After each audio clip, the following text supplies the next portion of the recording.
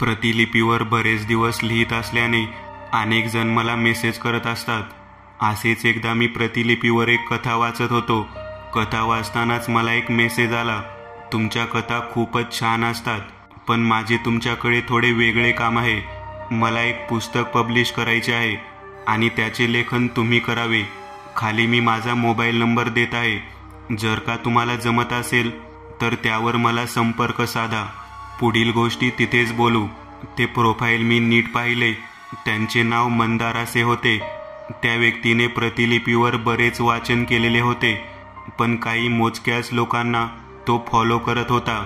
त्यात माझे देखील नाव होते। मी विचार केला, असेही प्रतिलिपी लिखाणाचे काही पैसे तर देत नाही, मग असे एखादे पुस्तक लिहायला भेटले तर त्या लिखाणातून फायदा तरी होईल। म्हणून मग मी त्यांना फोन करून एकदा बोलायचे ठरवले। हा असाच कोणी फालतूपणा करतोय की खरंच त्याला माझ्याकडून पुस्तक लिहून घ्यायचं आहे हे त्याला फोन केल्याशिवाय समजणार नव्हते। मी त्या नंबरवर फोन केला। काही रिंग वाजल्यानंतर समोरून कोणीतरी फोन उचलला। मी म्हणालो, मंदार बोलताय का? समोरून आवाज आला, हो बोलतोय, आपण कोण? मी माझे नाव आणि त्यांनी प्रतिलिपीवर केलेल्या मेसेजचा संदर्भ त्यांना सांगितला। तेव्हा समोरून मंदार म्हणाले, होय, मला असे एक पुस्तक पब्लिश करायचे आहे।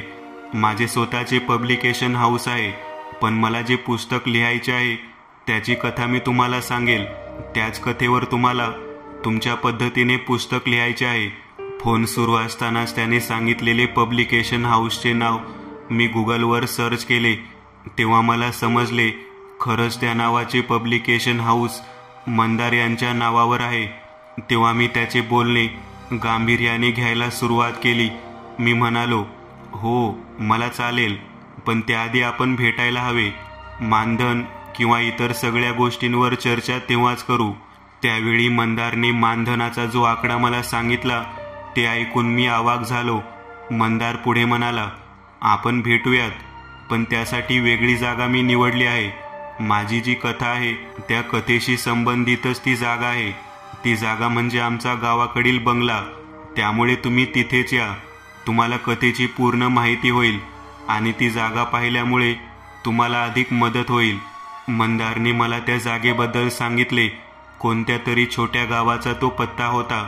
पुण्यापासून जवळपास 80 किमी अंतरावर डोंगर रांगेमध्ये ते गाव होते।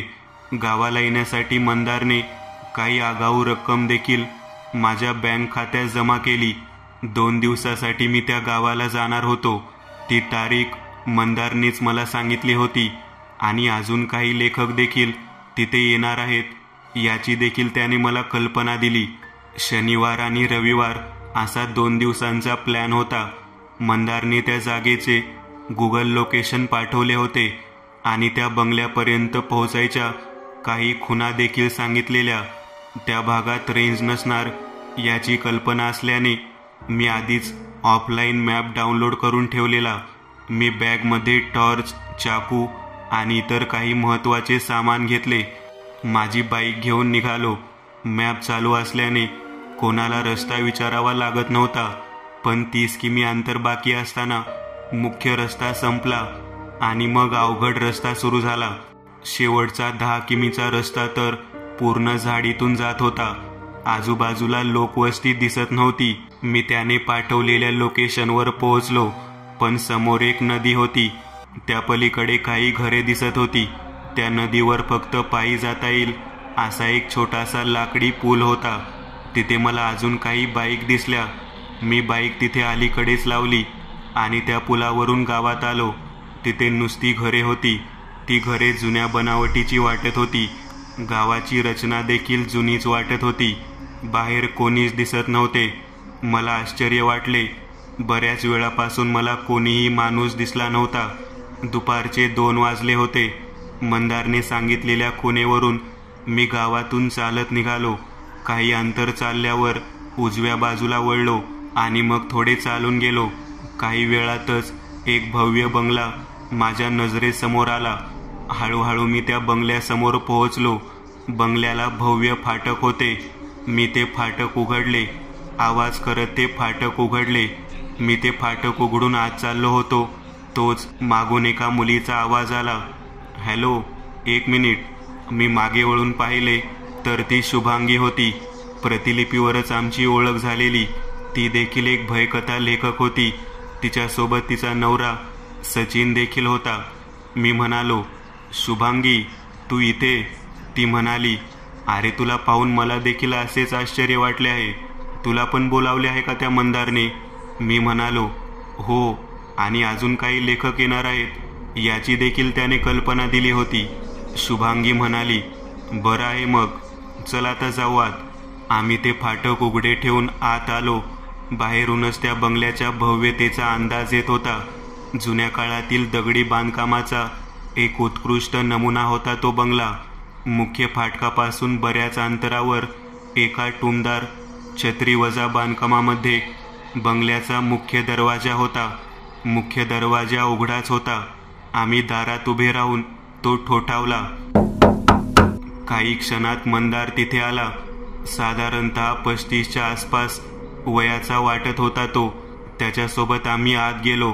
एक मुख्य दिवाणखाना होता. नैसर्गिक प्रकाशानेच तो उजळून निघालेला. त्या बंगल्यात अजून वीज नव्हती. दिवाणखान्यातून वर फिरत जाणारा एक जिना होता. वरती काही खोल्या होत्या. समोरील भिंतीवर काही लोकांची तैलचित्रे लावलेली. दिवाणखान्यातून अजून काही दरवाजे दिसत होते. तिथे काही खोल्या आणि समोर स्वयंपाकघर होते. स्वयंपाकघरातून मागील बाजूला दरवाजा उघडत होता. ती बाजू आम्ही पाहिली नाही. त्यानंतर मंदारच्या एका गड्याने आम्हाला आमच्या खोल्या दाखवल्या. वरच्या मजल्यावर असलेल्या 2 खोल्या आम्हाला देण्यात आल्या होत्या.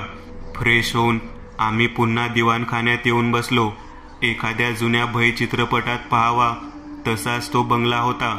मी मंदारला म्हणालो, हा बंगला खूपच मस्त आहे, पण अशा या गावात इतका छान बंगला मला जरा वेगळे वाटत आहे. मंदार म्हणाला, तीच तर कथा लिहायची आहे तुम्हाला. मी त्यासाठीच काही लेखकांना बोलावले आहे. तुम्ही सर्वांनीच तुमच्या पद्धतीने पुस्तक लिहा. जे पुस्तक मला पसंत पडेल ते मी पब्लिश करेन, पण बाकी लेखकांना त्यांचे ठरलेले मानधन मिळेलच. आम्ही जेवण करून घेतले. आमच्या आधीच तिथे अजून 2 लेखक आलेले. तन्वी, जी साधारणतः आमच्याच वयाची होती, तिच्या भावासोबत म्हणजेच मोहनसोबत आलेली, आणि अजून एक लेखक आले होते, संजय, जे वयाने सर्वात मोठे होते. संध्याकाळी आम्ही सर्वजण चहाचे कप घेऊन दिवाणखान्यात बसलेलो. त्यावेळी मंदार म्हणाला, ही कथा आमच्या पूर्वजांची आहे, ज्यांनी हा बंगला विकत घेतला. जवळपास 1900च्या आसपास हा बंगला बांधला होता. तो काळ ब्रिटिश राजवटीचा होता. एका ब्रिटिश अधिकाऱ्याने सुट्टीला फिरायला यायला हा बंगला बांधला होता, जो मूळ लोकवस्तीपासून बराच दूर आहे. जेव्हा ब्रिटिश हा देश सोडून जात होते तेव्हा त्या ब्रिटिश अधिकाऱ्याच्या मुलाने हा बंगला माझ्या पंजोबांना विकला. इथून 15 किमी अंतर असलेल्या गावात माझे पंजोबा राहत होते.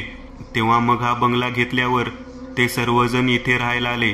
त्यावेळी या गावात जवळपास 50 घरे होती. सुरुवातीला सर्व काही व्यवस्थित चालले होते, पण नंतर हळूहळू गावातील लोकांचे मृत्यू होऊ लागले. काय झाले, कशामुळे झाले, कोणालाच समजत नव्हते. पण ज्याचा मृत्यू होईल त्याचे शरीर या बंगल्याच्या फाटकावर आढळत असे. बरेच प्रयत्न करून देखील याचे गूढ उलगडले नाही, आणि मग हळूहळू लोक हे गाव सोडून जाऊ लागले. आता तुम्हा सर्वांना या कथेवर तुमच्या पद्धतीने आवश्यक ते बदल करून एक पुस्तक लिहायचे आहे. तुम्हाला जर का काही गोष्टी विचारायच्या असतील तर जेवताना आपण सगळे सोबत बसू, तेव्हा तुम्ही विचारू शकता. हे बोलून मंदार त्याच्या कामाला निघून गेला. सूर्य अस्ताला गेला होता. मंदारच्या गड्याने त्या बंगल्यातील दिवे पेटवले होते, त्यामुळे आत उजेड होता. माझ्या डोक्यात असंख्य प्रश्न होते, पण ते सगळेच मंदारला विचारणे शक्य नव्हते. मला शुभांगी म्हणाली, तुला काही वेगळे नाही वाटत का? मी म्हणालो, काही नाही, मला सगळंच वेगळं वाटत आहे. शुभांगी म्हणाली, आपल्याला थोडं सावध राहावे लागेल. आजची रात्र याच बंगल्यात काढायची आहे. मी म्हणालो, हो, कल्पना आहे मला सगळ्याची. आम्ही सगळे बोलत बसलो होतो. इतक्यात भिंतीवरच्या घड्याळाने 8 टोल दिले. मंदारचा गडी शेजारील टेबलवर जेवण आणून ठेवत होता. आम्ही सर्वजण जेवायला बसलो होतो. त्यावेळी मी मंदारला म्हणालो, या गावामध्ये कोणी राहत नाही, मग तुम्ही एकटेच कसे राहता? मंदार म्हणाला, मी कायम इथे राहत नाही, पण या बंगल्याची देखभाल मात्र करत असतो. त्यासाठी 15 दिवसातून एकदा मी गड्यासोबत इथे येतो. इथली साफसफाई करून घेतो. बंगल्यात गरजेचे सामान आणून ठेवतो. शुभांगी म्हणाली, या बंगल्यात तुम्हाला भीती नाही वाटत का? मंदार हसत म्हणाला, वाटली तरी काय करणार, बंगला माझा आहे, मग तो सांभाळला तर पाहिजे ना.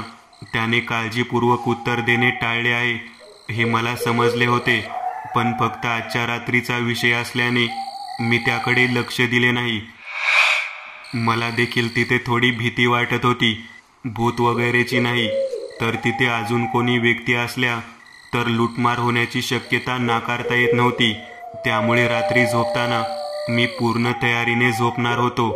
जेवण करून झाल्यावर आम्ही सर्वजण आपापल्या रूममध्ये गेलो. शुभांगी आणि सचिन खालीच दिवाणखान्यात बसले होते. जेवल्यावर ते आजूबाजूला फिरून आले. मी माझ्या खोलीमध्ये आलो. तिथे 4 काचेचे दिवे लावलेले, त्यामुळे खोलीमध्ये बराच प्रकाश होता. तरी देखील टॉर्च चालू करून मी पूर्ण खोली नीट निहाळली. त्या खोलीमध्ये यायला एकच दरवाजा होता, तो म्हणजे मुख्य दरवाजा. मी तो दरवाजा बंद केला. तेथील एका स्टूलवर अगदी कडेला दिवा ठेवून तो स्टूल बंद दाराला लावून ठेवला, जेणेकरून रात्री माझ्या नकळत कोणी ते दार ढकलले तर तो दिवा खाली पडून मोठा आवाज व्हावा. माझ्याजवळ असलेल्या कॅम्पिंग नाईफ उशी शेजारी ठेवला आणि बेडवर पडलो. खोलीमध्ये थोडासा उजेड असावा म्हणून मी एक दिवा चालू ठेवलेला. त्यावेळी माझ्या स्वभावातील एक गुण मला खूप कामाला आला. कुठेही झोपलो तरी मला लगेच झोप लागते. रात्रीचे 10:30 वाजून गेलेले. मला शांत झोप लागलेली. अचानक दारावर थाप पडली. कोणीतरी जोरजोरात दार वाजवत होते. त्या हलणाऱ्या दरवाजामुळे तो स्टूलवर ठेवलेला दिवा खाली पडणारच होता. इतक्यात मी तिथे गेलो आणि तो दिवा सावरला. स्टूल आणि दिवा बाजूला ठेवला आणि मी बाहेर कोण आहे याचा अंदाज घेऊ लागलो. थोडा गुरगुर आवाज कानावर पडला. मी आवाज दिला, कोण आहे बाहेर? पण कोणीच काही बोलले नाही. जोपर्यंत कोणाचा आवाज येत नाही तोपर्यंत मी दार उघडणार नव्हतो. अचानक ते दार वाजायचे बंद झाले. त्या बंगल्यात काहीतरी वेगळे आहे हे माझ्या लक्षात आले होते. इतक्यात पुन्हा त्या दारावर थापा पडू लागल्या. मी पुन्हा आवाज दिला, कोण आहे? पलीकडून आवाज आला, मी आहे, शुभांगी. शुभांगीच आहे ही खात्री झाल्यावर मी दार उघडले, पण एका हातात चाकू घेऊनच. बाहेर शुभांगी एकटीच होती. थोडी भांबावलेली वाटत होती. मी म्हणालो, काय झालं ग? अरे तिथे मागे सचिन अडकला आहे. मागे कुठे? अरे मागच्या मंदिरात. काय मागे मंदिर आहे? हो. अरे पण आता तू प्रश्नच विचारणार आहेस की माझ्यासोबत येणार पण आहेस? माझी टॉर्च घेऊन आम्ही दोघेही स्वयंपाकघरातून बाहेर पडून मागील बाजूस आलो. समोर एक जुने मंदिर दिसत होते. मंदिराचे दार उघडेच होते. आत काळोख दिसत होता. शुभांगी माझ्या पुढे चाललेली. तितक्यात मला मागून मंदारचा आवाज आला. मी मागे वळून पाहिले. तो धावतच माझ्या जवळ आला आणि म्हणाला, तिथे कुठे चालला आहेस? मी म्हणालो, तिथे शुभांगी. असे बोलत मी शुभांगीकडे वळलो तर तिथे कोणीच नव्हते. मला धक्काच बसला. मी म्हणालो, अरे आता इथे शुभांगी होती, तीच मला इथे घेऊन आली. मंदार म्हणाला, मला तर तिथून तू एकटाच दिसला म्हणून मी आवाज दिला. असं बाहेर नको फिरू, चल आत. आम्ही दोघे आत आलो, पण मंदार मागे वळून वळून पाहत होता. मला काहीच समजत नव्हते. आता माझ्यासोबत झाले ते नक्की काय होते आणि मंदारचे वागणे पण वेगळे वाटत होते. मी माझ्या खोलीमध्ये आलो आणि दार बंद करून पुन्हा झोपी गेलो. तिथे मंदार त्याच्या गड्याजवळ म्हणजेच विशाल जवळ गेला आणि म्हणाला, मागच्या मंदिराचे दार उघडे आहे विशाल. यावर विशाल म्हणाला, हे कसं शक्य आहे मालक? ते दार तर गेल्या कितीतरी वर्षापासून बंद आहे. मंदार म्हणाला, हो मला माहीत आहे रे, पण बहुतेक या लोकांपैकी कोणीतरी शहाणपणा केला असेल. विशाल म्हणाला, मग आता काय होणार मालक? मंदार म्हणाला, जर का माझ्या आजोबांनी सांगितलेली गोष्ट खरी असेल तर आपला जीव धोक्यात आहे. तू एक काम कर, खोलीमध्ये जा आणि दार बंद करून घे. जोपर्यंत मी तुला आवाज देत नाही तोपर्यंत दार उघडू नकोस. मी देखील तेच करणार आहे. आजची रात्र कशी बशी काढू, मग बघू उद्या काय ते. इतके बोलून ते दोघे आपापल्या खोलीमध्ये गेले. तिथे संजय यांच्या खोलीचे दार अचानक वाजू लागले. त्यांनी आवाज देऊन विचारले, कोण आहे बाहेर? समोरून उत्तर आले, मी आहे, तन्वी. दार उघडा ना प्लीज. संजयनी गडबडीत दार उघडले. तन्वी म्हणाली, मी आणि मोहन मागे बाहेर होतो, पण अचानक तो कुठेतरी गायब झाला. तुम्ही माझी मदत कराल का त्याला शोधायला? संजय फार विचार न करता तिच्या सोबत निघाले. ते त्या मंदिराजवळ आले. तन्वी म्हणाली, तुम्ही इकडे पहा, मी मागे पाहते. संजय हळूहळू त्या मंदिराजवळ गेला. मंदिर छोटेसे होते, पण जुन्या दगडी बांधकामातले होते. चौथऱ्यावर असणाऱ्या त्या मंदिराच्या दाराजवळ जाण्यासाठी 5 पायऱ्या होत्या. संजय पायऱ्या चढून आत गेले. आत पूर्ण काळोख होता. त्यांनी मोबाईलचा टॉर्च चालू केला. इतक्यात त्यांना मागून दरवाजा बंद व्हायचा आवाज आला. त्यांनी मागे वळून पाहिले. त्यांना धक्काच बसला. मागे तेच उभे होते. आधी त्यांचा स्वतःच्या डोळ्यांवर विश्वासच बसला नाही, पण अचानक त्या समोरील व्यक्तीचा चेहरा बदलू लागला. त्याच्या डोळ्यातून रक्त वाहू लागले. ओठ फाटत होते. त्याचे एका भयावह चेहऱ्यात रूपांतर झाले होते. ते विचित्र दृश्य पाहून संजय यांना घेरी आली आणि ते तिथेच कोसळले.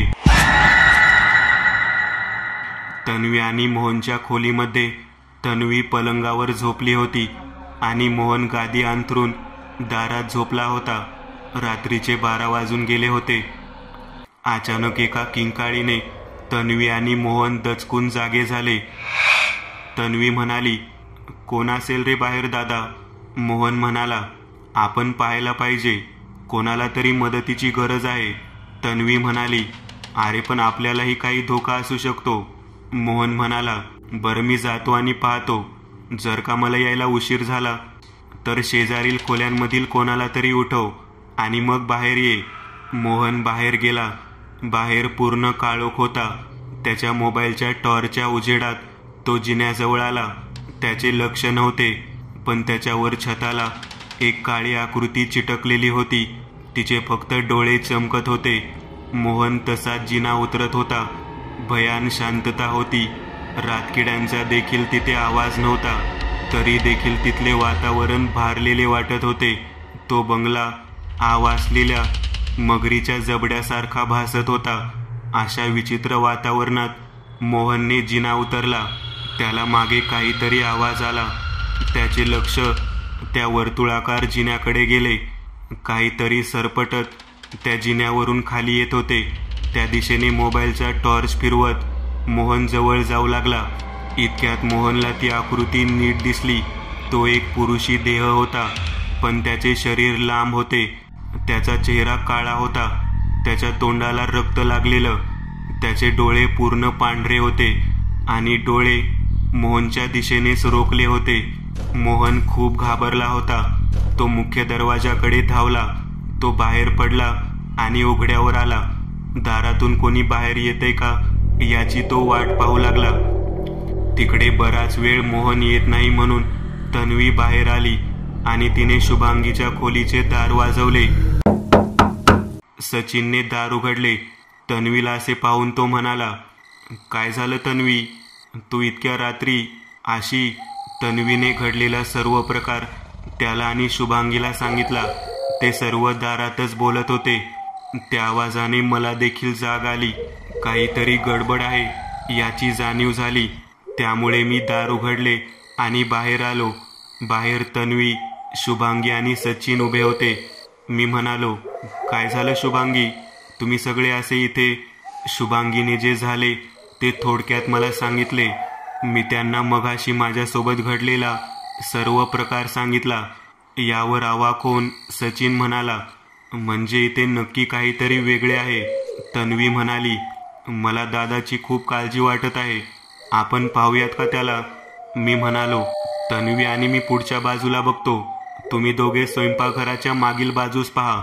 मी चाकू आणि टॉर्च घेऊन निघालेलो. दिवाणखान्यात येऊन पाहिले, पण तिथे काहीच नव्हते. म्हणून मग मी आणि तन्वी मुख्य दरवाजातून बाहेर आलो. इतक्यात अंधारात मला कोणीतरी आमच्या दिशेने येताना दिसले. मी पुढे होऊन चाकूवरील पकड घट्ट केली. त्या आकृतीच्या दिशेने टॉर्च फिरवला. टॉर्चच्या टप्प्यात येताच मला त्या आकृतीचा चेहरा स्पष्ट दिसला. तो मोहन होता. तो म्हणाला, तुम्ही दोघे इथे? तन्वी म्हणाली, बराच वेळ तू आला नाहीस, म्हणून मग आम्ही सर्व तुला शोधायला निघालो. मोहन म्हणाला, या बंगल्यात नक्की काहीतरी आहे. मी स्वतः पाहिलं मगाशी. त्याने घडलेला सर्व प्रकार आम्हा दोघांना सांगितला. तिथे शुभांगी आणि सचिन मागील बाजूला आले होते. त्यांना तिथे मंदार दिसले. शुभांगी म्हणाली, सचिन, मगाशी आलो तेव्हा त्या मंदिराचे दार आपण उघडले होते, पण आता ते दार बंद आहे. सचिन म्हणाला, अगं केलं असेल बंद, मंदारने किंवा त्याच्या गड्याने. इतक्यात त्यांना मंदिराच्या मागे काहीतरी हालचाल जाणवली.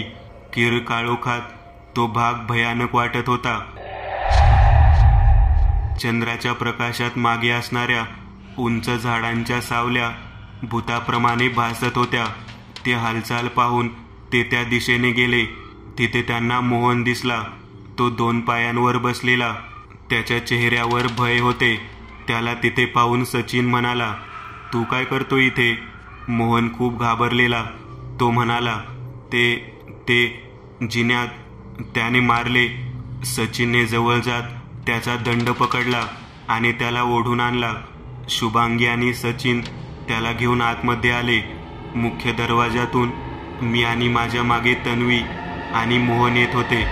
दिवाणखान्यात येताच समोरून येणारे सचिन, शुभांगी आणि मोहन मला दिसले. मला धक्काच बसला. मी घाबरत मागे पाहिले.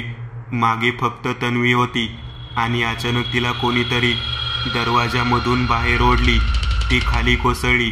मी तिचा हात पकडला, पण दुसऱ्या बाजूने कोणीतरी खूप ताकदीने तिला खेचत होते. मीही सरकत बाहेर आलो. समोरील दृश्य पाहून माझी बोबडीच वळाली. तिथे 2 पायांवर बसून एक पुरुषी आकृती तन्वीला खेचत होती. तो पूर्ण काळा होता. रक्तबंबाळ चेहरा, लांब सुळे. अचानक माझ्या मागून शुभांगी आणि सचिन आले. तितक्यात त्या काळ्या आकृतीने तन्वीला सोडले आणि क्षणात तो गायब झाला. आम्ही सगळे आत आलो आणि दिवाणखान्यात बसलो. मोहन अजूनही अर्धवट शुद्धीत काहीतरी बडबडत होता.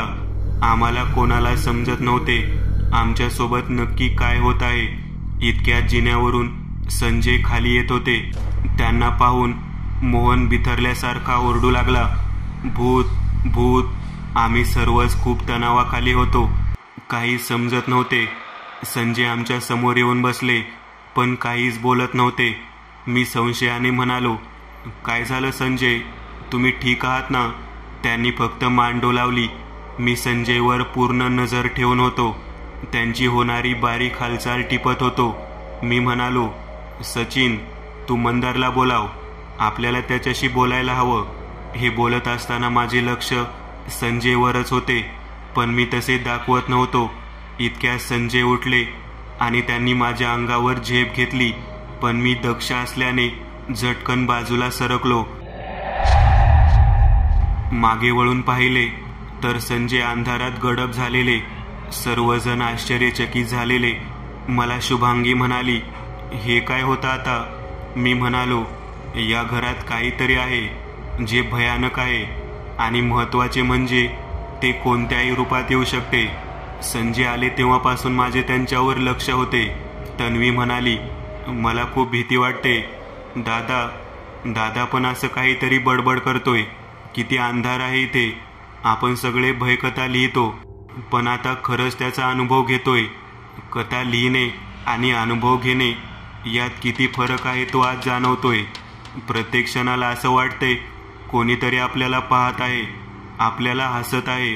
इतक्यात पूर्ण बंगल्यात एका विक्षिप्त हसण्याचा आवाज घुमला. शुभांगी म्हणाली, सचिन मंदारला बोलवायला गेला आहे, तो अजून नाही आला. मी म्हणालो, तुम्ही इथेच बसा, मी आलो पाहून. मी टॉर्च घेऊन मंदारच्या खोलीच्या दिशेने निघालो. त्याच्या खोलीच्या दारातच सचिन बेशुद्ध पडलेला. मी त्याला कसाबसा दिवाणखान्यात घेऊन आलो. त्याला तिथे सोफ्यावर झोपवला. त्याच्या डोक्याला मार लागला होता. शुभांगी त्याच्या जवळ बसून त्याच्या चेहऱ्यावर पाणी मारू लागली. तो अर्धवट शुद्धीत आला. अचानक घड्याळात रात्रीच्या 3चे टोल पडले. भयान शांततेत तो आवाज हृदयाची धडधड वाढवत होता. इतक्यात पुन्हा तोच हसण्याचा आवाज ऐकू आला. आता मात्र आवाजासोबतच वरती झुंबरला लटकलेली तीच काळी आकृती आम्हा सर्वांच्या नजरेस पडली. आता मात्र आम्हा सर्वांची भीतीने गाळून उडाली होती. माझ्या लक्षात आले, माझ्या बॅगमध्ये कालभैरवाष्टक कायम असते. ऋषीच्या लग्नात त्याचीच मदत झालेली. मी म्हणालो, मी माझ्या खोलीमध्ये चाललो आहे. 5 मिनिटात जर मी नाही आलो तर तुम्ही मंदारला उठवा. मी धावतच माझ्या खोलीमध्ये गेलो. माझी बॅग हातात घेतली. इतक्यात माझं लक्ष दरवाजाकडे गेलं.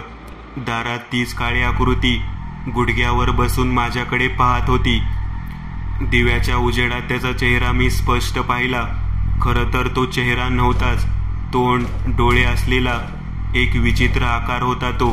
त्याचे दात बाहेरील बाजूस होते. माझा हात माझ्या बॅगमध्ये होता. तो हळूहळू पुढे सरकत होता. कोणत्याही क्षणी तो माझ्यावर झडप घालणार होता. तितक्यात मी बॅगमधून कालभैरवाष्टक काढले. त्याच क्षणी तो मागे हटला. मी थोडीशी हिंमत करून त्याच्या दिशेने गेलो तर माझ्या नकळत अंधारात ती आकृती गडप झाली. मी तसाच खाली आलो. दिवाणखान्यात सगळे माझ्याकडे साशंक नजरेने पाहत होते. मला समजले ते असे का पाहत आहेत ते. मी त्यांना माझ्या हातातील कालभैरवाष्टक दाखवले आणि म्हणालो, हे आणायला गेलो होतो मी वरती आणि याचा अनुभव मला तिथेच आला. त्या आकृतीसोबत माझा सामना तिथेच झाला, पण या अष्टकामुळेच तिथून बाहेर पडू शकलो. त्यांना माझ्यावर विश्वास बसला. तन्वी म्हणाली, आता काय करायचं आपण निखिल? हे दोघे तर अजून नीट शुद्धीत नाहीत. मी म्हणालो, आपल्याला इतक्या रात्री बाहेर पडणे शक्यच नाही. मी मंदारला उठवतो. मी मंदारच्या खोलीकडे निघालो तर दारातच मंदार पाठमोरा उभा होता, पण दार बंद होते. मी मागून आवाज दिला. त्याने शरीर न वळवता मान 180च्या कोनात मागे फिरवली. त्याच क्षणी माझ्या लक्षात आले, हा मंदार नाहीये. पण मी हातातील अष्टक समोर धरले आणि त्या दिशेने गेलो. पुन्हा एकदा ती आकृती अंधारात गडप झाली. मी बराच वेळ दार वाजवले, पण मंदार दार उघडत नव्हता. तरी देखील मी दार ठोठावत राहिलो. तेव्हा मग आतून मंदारचा आवाज आला, कोण आहे?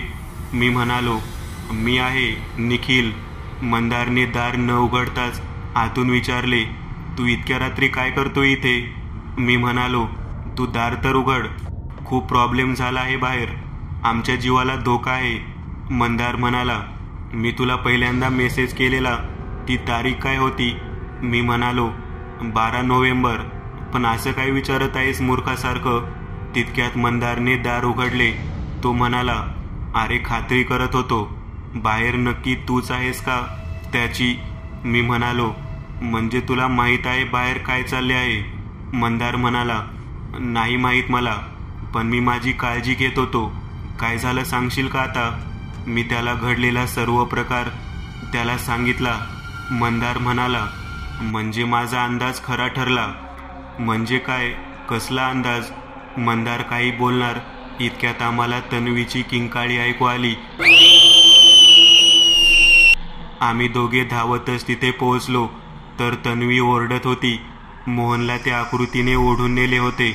आम्ही सर्वांनी मिळून खूप शोधले, पण मोहन दिसला नाही. आम्ही सर्वजण पुन्हा दिवाणखान्यात बसलो. सचिन शुद्धीवर आला होता. मी म्हणालो, मंदार, हा सगळा काय प्रकार आहे? मंदार म्हणाला, आमच्या घराण्याला लागलेला श्राप आहे हा. पण कोणीतरी त्या मागच्या मंदिराच्या कडीला बांधलेला दोरा काढून त्या मंदिराचा दरवाजा उघडला आहे. शुभांगी घाबरत म्हणाली, मी काढला तो दोरा? मंदार ओरडतच म्हणाला, काय? कधी? शुभांगी म्हणाली, सर्वांचे जेवण झाल्यावर तुम्ही आपापल्या खोल्यांमध्ये गेला. त्यानंतर मी आणि सचिन इथे आजूबाजूला फिरत होतो. त्यावेळी आम्हाला ते मंदिर दिसले. त्याचे दार बंद होते, पण ते मंदिर इतके छान आहे. त्याच्या आत काय आहे ते पाहण्यासाठी मी त्याच्या दरवाजाजवळ गेले, तर दाराला एक दोरा बांधलेला. मला वाटले तो दोरा इच्छापूर्तीसाठी वगैरे बांधला असेल, म्हणून तो दोरा सोडून मी मंदिराचे दार उघडले, पण आत काहीच दिसले नाही. मंदार म्हणाला, तू काय केले आहे याची तुला कल्पना देखील नाहीये. त्या झपाटलेल्या मंदिरामधून तू त्या सैतानाला मोकळे केले आहेस, जो गेली अनेक वर्ष त्या मंदिरात बंद होता. मी म्हणालो, काय सैतान? आणि तो देखील मंदिरात? मंदार म्हणाला, हा बंगला बांधायच्या आधीपासून ते मंदिर तिथेच आहे. तिथे गणेश मूर्ती होती आधी, पण माझ्या पंजोबांनी हव्यासापोटी पिशाच्य साधना केली. तन्वी मध्येच म्हणाली, म्हणजे भूताची साधना ना? मंदार म्हणाला, ज्यांना अशा अनैसर्गिक शक्तींची माहिती नसते त्यांना भूत, प्रेत, पिशाच्य एकच वाटतात. पण पिशाच्य हा खूप वेगळा आणि भयानक प्रकार आहे. जिवंत माणसांचे रक्त पिणारा हा प्रकार आहे. निलमत पुराणानुसार पिशाच्य हा कश्यप आणि कोदवशा यांचा मुलगा आहे. क्रोधवशा ही प्रजापती दक्ष यांची मुलगी होती. पिशाच्य याची साधना करून त्याला प्रसन्न करून घेता येते आणि मग त्याच्याद्वारे आपल्याला हव्या त्या व्यक्तीचा काटा काढता येतो. पिशाच्य हा कोणतेही रूप घेऊ शकतो, गडप होऊ शकतो. छळ करून व्यक्तीला मारण्यात त्याला आनंद मिळतो. अशा सैतानाला माझ्या पंजोबांनी आमंत्रण दिले होते आणि त्याची साधना त्यांनी त्याच मंदिरात बसून केली. तो पिशाच तिथेच प्रकट झाला, पण त्यानंतर तो पंजोबांच्या इच्छेविरुद्ध वागू लागला. गावात त्यावेळी घडलेल्या हत्याकांडामागे तोच सैतान होता, जो लोकांचे रक्त पिऊन त्यांचे शरीर त्या फाटकावर ठेवत असे. हळूहळू गावातील लोक निघून चालले.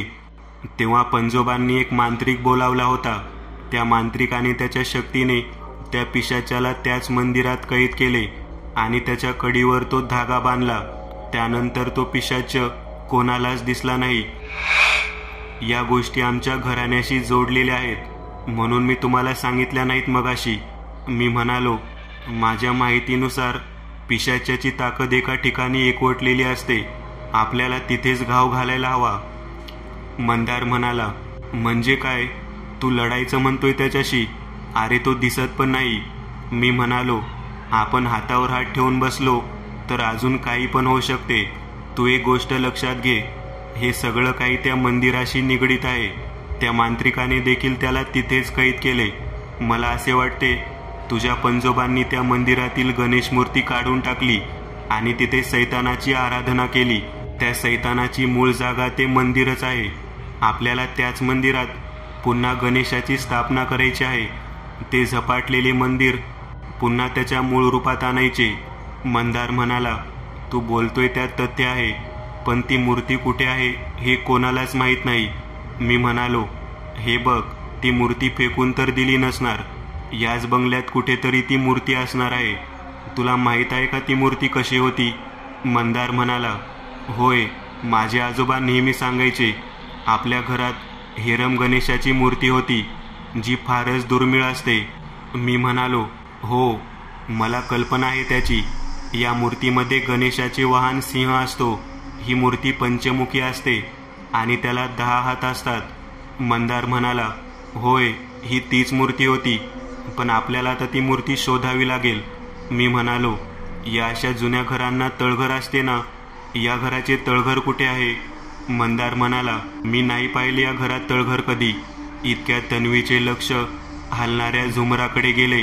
तिच्या तोंडून एक किंकाळी बाहेर पडली. आम्ही सर्वांनीच त्या दिशेने पाहिले. मोहन झुमराला उलटा लटकलेला आणि त्याच्या अंगावर तीच काळी आकृती होती. मी आणि मंदार तिथे गेलो. तोपर्यंत मोहनला घेऊन ते पिशाच्य गडप झालेले. आम्हाला कळून चुकले. मोहन वाचणे आता कठीण आहे. आमच्या आजूबाजूला पूर्ण काळोख होता, पण अजूनही त्या पिशाच्याची गुरगुर आम्हाला ऐकू येत होती. नंतर आजूबाजूला बाहेर शोध घेत होतो. तोच सचिनचे लक्ष फाटकाकडे गेले. तिथे फाटकावर संजय आणि मोहन यांची मृत शरीरे रक्ताने माखलेल्या अवस्थेत पडलेली होती. हे पाहून तन्वी मोठमोठ्याने रडू लागली. शुभांगीने तिला सावरले. बराच वेळ गेला. आम्ही ती शरीरे तिथेच ठेवली, कारण आम्हाला इतर सर्वांचा जीव वाचवायचा होता. सर्वांना आत घेऊन आम्ही स्वयंपाकघराजवळून दिवाणखान्यात गेलो. इतक्यात मंदारचा गडी स्वयंपाकघरातून ओरडत बाहेर आला. आमच्याजवळ येऊन थांबला. तो धापा टाकत होता. मंदारने माझ्याकडे नजरेचा कटाक्ष टाकला. मी देखील त्याला प्रतिसाद देऊन आष्टक त्या गड्यासमोर धरले, पण त्याला काही फरक पडला नाही. मग मंदार म्हणाला, अरे कुठे होता तू आणि स्वयंपाकघरातून कसा बाहेर आला?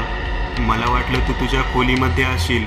यावर तो गडी म्हणाला, मी माझ्या खोलीमध्ये झोपलेलो होतो, पण अचानक मला दाराबाहेर तुमचा आवाज आला, म्हणून मी दार उघडले. तर समोरील दृश्य पाहून मला धक्काच बसला. दारात जवळपास 8 फुटी एक काळी आकृती होती. त्याच्या तोंडातून रक्त पडत होते. त्याचे डोळे लाल झालेले. त्याचे सुळे भयानक होते. त्याने माझ्यावर झडप घातली. मला ओढून नेऊ लागला, पण स्वयंपाकघरात माझ्या गळ्यात असलेल्या रुद्राक्षाला त्याचा स्पर्श होताच तो मागे हटला. मी तिथेच असलेल्या स्वयंपाकघराखालच्या खोलीचा दरवाजा उघडला आणि आत जाऊन बसलो. तो काय आत आला नाही. काही वेळाने मी दार उघडून वर पाहिले तर तुमचा आवाज ऐकू आला, म्हणून मी धावत इथे आलो. त्याचे हे बोलणे ऐकताच मंदार म्हणाला, स्वयंपाकघराखाली खोली आहे, तुला कसं माहीत? यावर गडी म्हणाला, मागच्या वेळेस साफसफाई करताना ओट्याखाली साफ करताना तिथे खाली पोकळ काहीतरी आहे असे वाटले. मग मी आजूबाजूला पाहिले तर तिथे एक कडी दिसली.